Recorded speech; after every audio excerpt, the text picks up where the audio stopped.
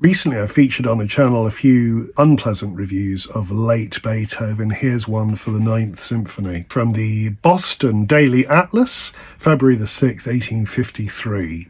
If the best critics and orchestras have failed to find the meaning of Beethoven's Ninth Symphony, we may well be pardoned if we confess our inability to find any. The Adagio certainly possessed much beauty, but the other movements, particularly the last, that's the famous Ode to Joy finale, appeared to be an incomprehensible union of strange harmonies. Beethoven was deaf when he wrote it.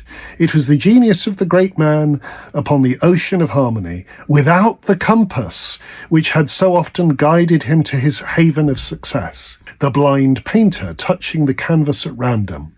We can sincerely say that rather than study this last work for beauties which do not exist, we had far rather hear the others where beauties are plain.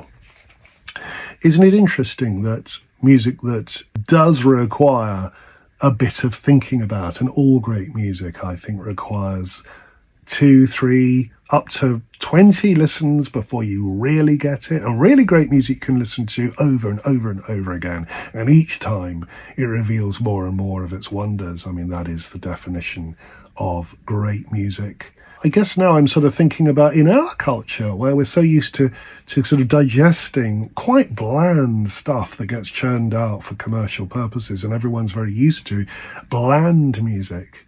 But music that's just a little bit more challenging and has just a little bit more depth is always going to be harder to listen to. It was the case in 1853, and it's the case today.